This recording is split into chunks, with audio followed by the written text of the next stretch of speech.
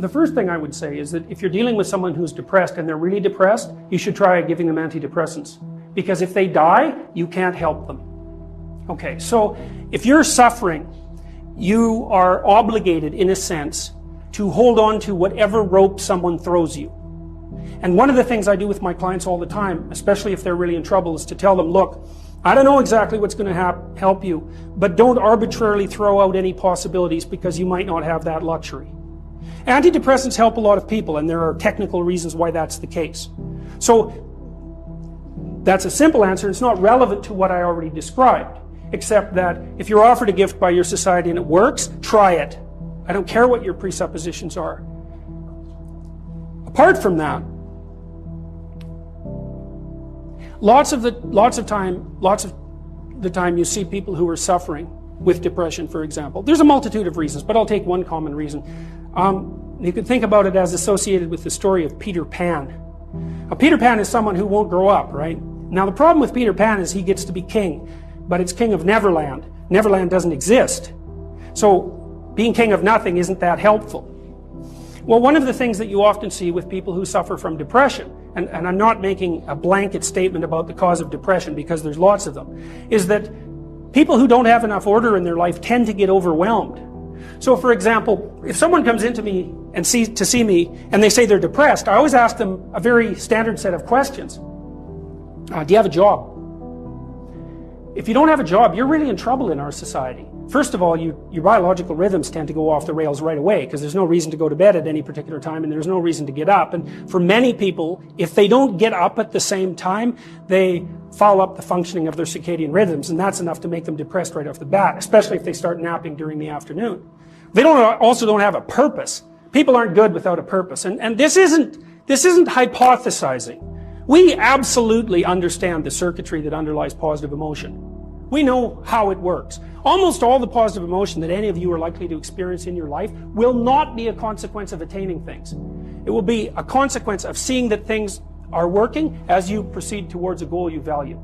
That's completely different. And you need to know this because people are often stunned, for example. They finish their PhD thesis and their presupposition is that they're going to be elated for a month. And often instead they're actually depressed. And they think, what the hell, I've been working on this for 7 years and I handed it in and what do I do now? And that's what depresses them, right? It's the what do I do now? Well, they're fine if they enjoyed it, pursuing the thing. As long as it was working out, they get a lot of enthusiasm and excitement out of that because that's how our nervous systems work. Most of your positive emotion is goal pursuit emotion. If you take drugs like cocaine or amphetamine, the reason they're enjoyable is because they turn on the systems that help you pursue goals. That's why people like them. So if you don't have a job, you got no structure, that's not good. Plus, you tend not to have a point. So you're overwhelmed by chaotic lack of structure and you don't have any positive emotion. Well, do you have any friends? So sometimes you see people who are depressed, they have no job, they have no friends, they have no intimate relationship, they have an additional health problem, and they have a drug and alcohol problem. My experience has been if you have 3 of those problems, it's almost impossible to help you. You're so deeply mired in chaos that you can't get out because you make progress on one front and one of your other problems pulls you down. So one of the things I tell people who are depressed is like, don't sacrifice your stability. Get a job, even if it's not the job you exactly want. Get a damn job. You need a job. Find some friends. Get out in the dating circuit. See if you can establish an intimate relationship. Put together some of the foundational items that are like pillars that your life rests on. Well, that's the practical thing to do. So that's one example with regards to depression.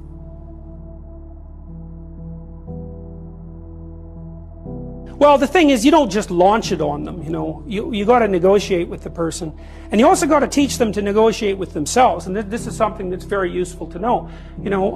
You can tyrannize yourself into doing things, but I wouldn't recommend it. What I would recommend instead is that you ask yourself what you're willing to do.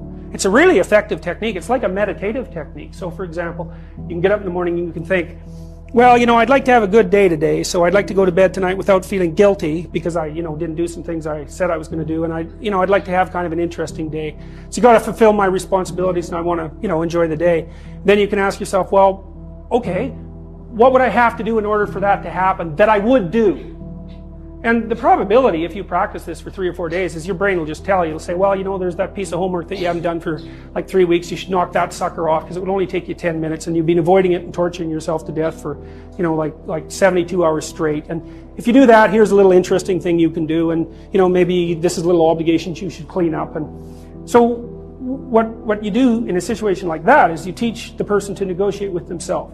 Say, well, let's figure out what your aims are. You got to have some aims, whatever they are. And they might say, well, I'm so depressed I don't have any aims. And then I say, well, pick the least objectionable of the aims and act it out for a while and see what happens. Because sometimes your emotional systems are so fouled up that you have to pretend, you have to act the thing out before you can start to believe it. I mean, people always assume they have to believe and then act, but sometimes that's true and lots of times it isn't.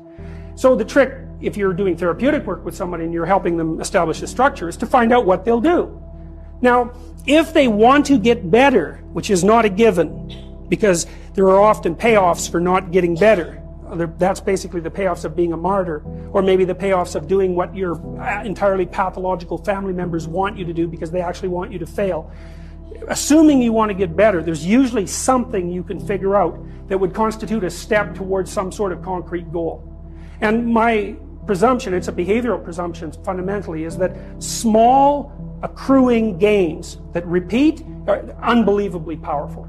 So, you know, this is another thing to know about in your own life. It's something I learned in part from reading the writings of Alexander Solzhenitsyn, who's a great Russian philosopher and novelist. You know, he said, you can look at your life and you can see what isn't right about it. I mean, all you have to do is look. And then you can start to fix that. And the way you fix it is by noticing what you could, in fact, fix. You know, people are often trying to fix things they can't fix, which I would not recommend, because if you try to fix something you can't fix, you'll just ruin it. Like, you can find all sorts of undergraduates who are perfectly willing to restructure the international economic system, who cannot keep their room clean. And there's actually a gap there, you know, and it's surprising that people don't actually notice. So I would say, if you pay attention, you can see things that you could fix. They yell at you. They really do. We even know how that happens.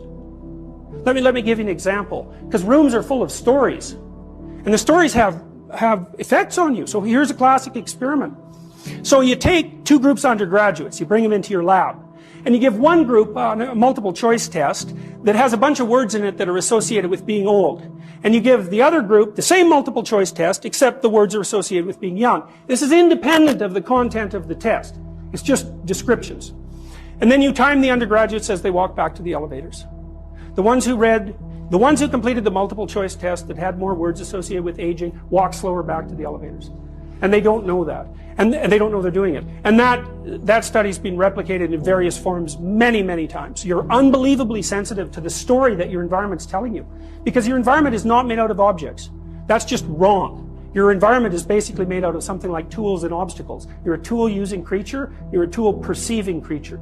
The things you... Like, if I take you out of this room and I say, well, what was in the room? You're not going to say, you know, random patterns in the carpet, because they're real. They're just as good an object as anything else. You're going to say chairs because you can sit on them, and you're going to say handrails because you can hold them. You're going to say stairs because you can walk down them. That's what you see, and that's what you interact with. And if you pay attention to your environment, which is you, by the way, extended, all of your experience is you. It will tell you all the time what you should do. All you have to do is do it.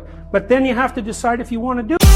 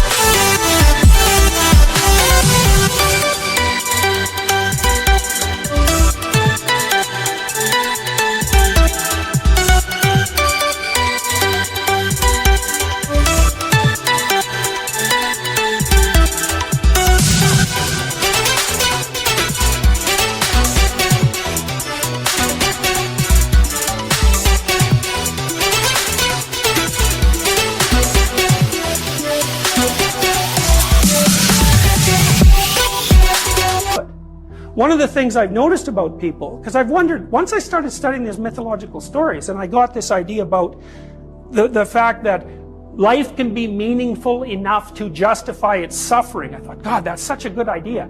Because it's not optimistic exactly. You know, some people will tell you, well, you can be happy. It's like, those people are idiots. I'm telling you, they're idiots. There's going to be things that come along that flatten you so hard you won't believe it. And you're not happy then. And so if life is to be happy, well, in those situations, what are you doing? Why even live? But life isn't to be happy. If you're happy, you're bloody fortunate, and you should enjoy it. You should, because it's the grace of God, so to speak. With regards to meaning, I thought, well, people know when they're doing something meaningful. They can tell. So why the hell don't they do meaningful things all the time? It seems obvious. You could do it. I mean, it's hard, you know, because other people want you to do other things, and it's a struggle, but everything's a struggle. And then I thought, well, oh, I get it. I see why. It took me about 10 years to figure this out. People have a choice. Choice number one. Nothing you do means anything. Well, that's kind of a drag, right? It's meaninglessness of life and all that, existential angst. You know, that's kind of a pain. But the upside of nothing that you do is meaningful is you don't have to do anything. You've got no responsibility. Now, you have to suffer because things are meaningless, but that's a small price to pay for being able to be completely useless. The alternative is everything you do matters. Really. If you make a mistake, it's a real mistake. If you betray someone, you tilt the world a little more sharply towards evil rather than good. It matters what you do. Well, if you buy that, then you can have a meaningful life. But there's no mucking around. It means responsibility. It means that the decisions you make are important. It means that when you do something wrong, it's wrong. Well, do you want that?